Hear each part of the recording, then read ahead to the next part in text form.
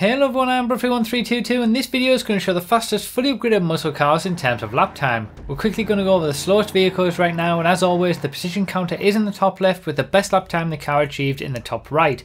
This video only focuses on track performance, so if you're interested in top speed where braking, cornering and acceleration aren't relevant, check the link in the description for the top speed testing series.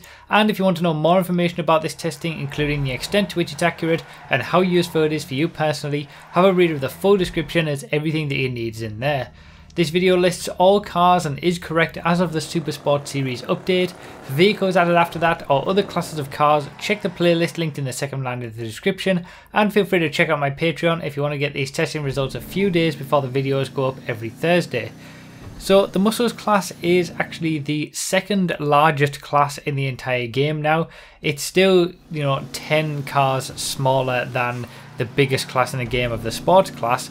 But still, it is a very, very big class with a lot of vehicles in it that really could be elsewhere. The Moonbeam is one of those. How the Moonbeam is in the muscles class and not the vans class, just don't even get me started. But there's a lot of vehicles sort of at the start of this video. The really, really slow vehicles that we're seeing with the even over 1 minute 20 lap times. Obviously they're very, very slow, but they could fit into sort of a low riders or a different class entirely, because there's a lot of vehicles here that they're quite close. They're very slow. Obviously, the Chinos, the Vegos, things like that, they're very, very slow vehicles, but there's a lot of them that are all relatively close together in terms of lap time, and we sort of see a decent little gap between these first group of slow vehicles and then the rest of the sort of the majority of the muscle cars class. So again, the muscle cars class, similar to sports, is one that suffers from just having an influx of vehicles that really could do with being split up into 3 or 4 different classes. But as it is, we have vans like the Moonbeam and the Moonbeam Custom instead put into the muscles class, and because they're not very quick, they're pretty much useless in terms of racing capabilities around a track for muscle car races. The faction is one that is still broken, by the way. The faction doesn't like going over the bumps, and it would get the same lap time as the faction custom otherwise, without that problem. They did actually fix the faction at one point, and then whilst doing that, broke many of the other lowriders so that they couldn't go over bumps. Now they've reverted that back. The faction is re-broken, and all of the other lowriders are fixed again. But yeah, the muscle class is a bit of a mess in that respect. A lot of muscle cars here that, with these sort of, we're starting to see some better lap times now with the 1 minute 14 that we saw from the Nightshade, 1 minute 14 from the Ledger here. So we've taken a big step from what we saw with the 1 minute 19s, 1 minute 18s, 1 minute 20s that we saw at the start of the video. But even so, these vehicles are kind of just a little bit off the sort of main pack. So the muscles class is characterized by sort of a big 3, a top 3, and you can use any of those 3. We'll see them at the end of the video. And then just below that, we've got a huge group of vehicles that are all very, very, very close together. And without those top few cars in this class, we'd have an incredible amount of choice with sort of around 20 vehicles all on the same sort of pace, starting from pretty much here, the Vajero, the Buccaneer, 1 minute 12 lap times, pretty reasonable lap times when we see what they can do in comparison to 5th place, 6th place, things like that. We're not going to see that much of an increase in terms of lap time. The Hustler as well is another one that's got some an interesting lap time of 1 minute 12, Gauntlet 1 minute 12, and we're going to move into the 1 minute 11s now. And we're going to see the same sort of thing. A lot of cars with a 1 minute 11 point something. A lot of cars with a 1 minute 10 point something. Ruiner 2000 just sneaks into 20th place here. Obviously you can only use this in special vehicle races, not regular muscle car races. The same goes for the weaponized Tampa, which we'll see as well. That can only be used in transform races. And there are a small number of vehicles like that in this class, but the majority of vehicles that you're seeing can just be used in regular races. But 1 minute 11 from the Stallion, 1 minute 11 from the Phoenix here as well. And this is where we start to see an even tighter group really. This 1 minute 11, you know, low 1 minute 11, 1 minute 10 lap time area is just incredibly close, and it's pretty amazing really that there's so many different vehicles that have so many different characteristics that can be, you know, so well balanced. And like I say, if it wasn't for the top few in the class, we'd have an incredible selection of muscle cars that could be used in races. And these are the lap times that we've sort of, as the game, you know, for those who've been playing the game from when it was first released, these are the kind of lap times that we've tended to expect from muscle cars. 1 minute 10s, 1 minute 11s. They're not meant to be altogether that quick. They're muscle cars. They're not that great around corners. You know, that's what defines a muscle car better in terms of drag racing, say, for example. So, you know, all of the cars around this area are what I would personally consider to be the true muscle cars. It's very similar to the sports classics class, where we've got this sort of new breed of sports classics that are all more like supercar classics because they're so quick and just their characteristics. But behind them there's a group of sports classics that feel more like proper sports classics, low grip, you know, decent speed overall.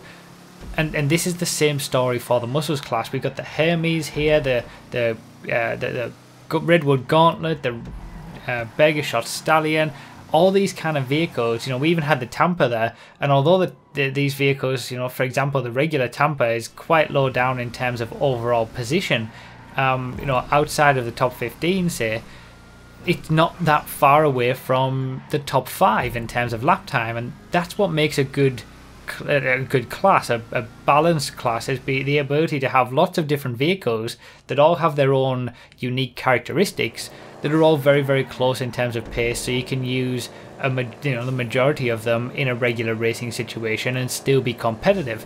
As it happens though, you know, we've got a top few in the muscle cars class that are utterly dominant, and none of the cars that you're seeing on the screen right now can really be used to compete with those top vehicles.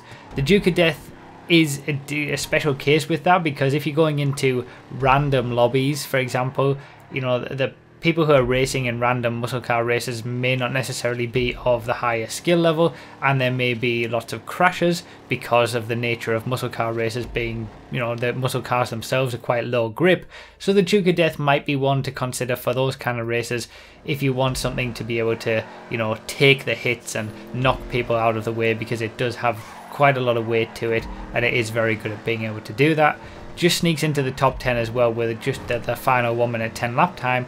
And then 9th place we've got the Ruiner, an old school vehicle with a 1 minute 9.9, the first vehicle that we see to break that 1 minute 10 barrier. And we've got a few vehicles in this 1 minute 9 range. The Coquette Blackfin is another one, 1 minute 9.8, and like I've been saying, as you can see from the lap times, there's only a few tenths of a second between each of these vehicles, and like I said, they've all got different characteristics. The Coquette Blackfin doesn't really have that great of a top speed. We will see the top speed testing video for the muscle cars next week, by the way.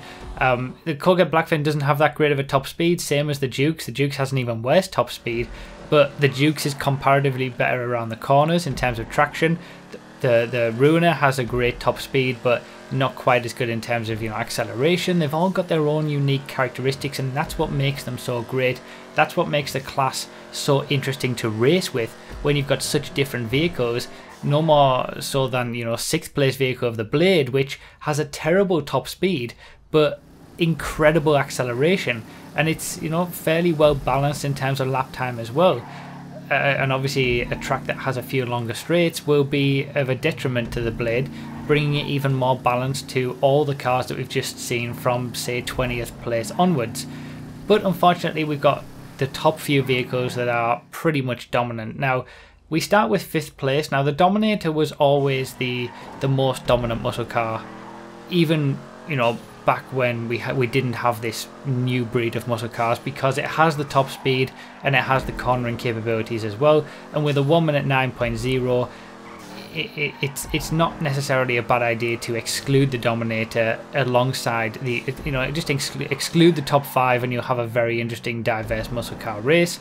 But in 4th place, we've got another Dominator with the GTX. So this is the newest vehicle for this video. The Dominator GTX gets a 1 minute 8.7, so it's only about 0.3 of a second quicker than the regular Dominator, but it feels a lot like a sports car. The GTX has an incredible amount of grip and is probably the best at cornering for the entirety of the muscle cars class, but it has no top speed. Seriously, when we look at the top speed video for the Dominator GTX for the muscle cars class next week, you'll see that the Dominator GTX is just woeful in terms of top speed and gets all of its lap time from cornering.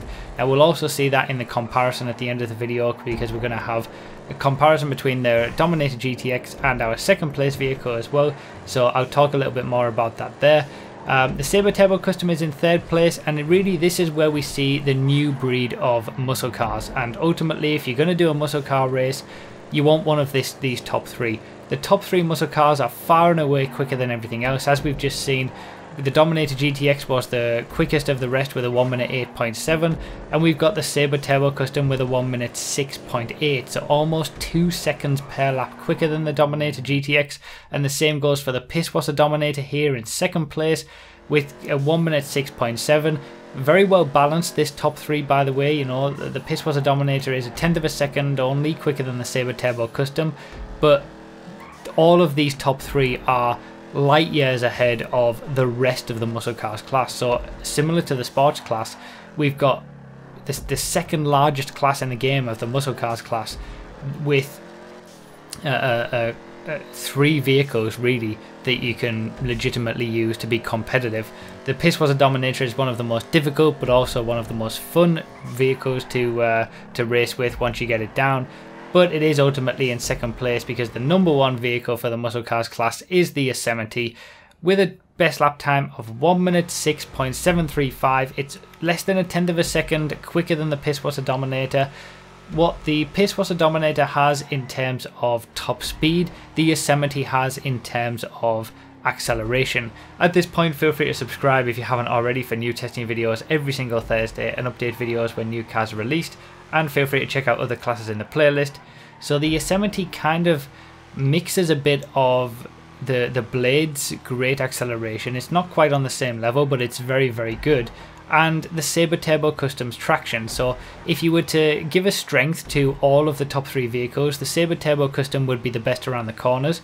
The Pisswasser Dominator would be the best in terms of outright straight line top speed, and the Yosemite would be the best in terms of acceleration, but the Yosemite also mixes in a decent top speed with some very, very good cornering traction capabilities as well, and that's what ultimately puts it into that #1 spot. But you can use any of the top 3, and I recommend, you know, trying them all out stock in just a random race, figuring out which one you like the best, maybe figure out which gives you the best lap time.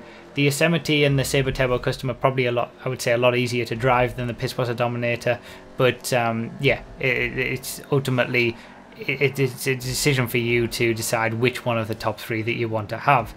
Now here's our comparison between the Pisswasser Dominator and the Dominator GTX. As you'll see, the Pisswasser Dominator gets a relatively decent head start from the first bit of straight, but then the Dominator GTX manages to reel it back in, and ultimately by the time we get to the really tight hairpin, the GTX will be about on the same level as the Pisswasser Dominator. But then we get to the back straight where the Pisswasser Dominator absolutely flies ahead, and the terrible, terrible straight line speed of the Dominator GTX just shows easily, you know, with it almost 2 seconds lap time difference is shown up just in the final straight. And yeah, that just goes to show the Dominator GTX will be dominant in this class in very, very specific circumstances. If it's a flat track, no straights, really, you know, heavy cornering, all that kind of stuff. Say for example a race that is entirely around the Sandy Shores area, the Dominator GTX would be dominant. It would absolutely destroy everything else in this class because it has incredible traction and it feels just like a sports car. It has more traction than anything else in the muscle cars class by far. So if you have a Dominator GTX and you're in that very specific circumstance, it will be very dominant. But in every other circumstance, any race in the city, it will be very good because of these handling flags causing it to, you know, lose speed over bumps. any race that has any amount of straight, it will just get eaten up. So it's a very interesting vehicle, but it does certainly feel a lot more like a sports car than it does a muscle car. And obviously, as we see here from the final comparison between the Yosemite and the Slam Van, this is the difference between the best in the class and the worst in the class, showing just the huge gulf in terms of performance and really showcasing how we need a lot more classes and a lot of vehicles to be put in different classes as well, because a lot of vehicles just aren't going to get any use. But you know, that's how it is. The muscles class is the second largest in the game, and only 3 vehicles are really usable in a competitive situation unless you're in a very, very specific circumstance where the 4th placed vehicle becomes useful. But even then, you know, at least it's not as bad as the sports class, I guess, which is even bigger and only has 1 usable vehicle. So that's pretty much it. Remember to read the description for more info, comment with your thoughts, like the video if you enjoyed it, found it helpful, subscribe for more, and consider supporting on Patreon. Thank you all so much for watching. I really do appreciate it, and I'll see you next time.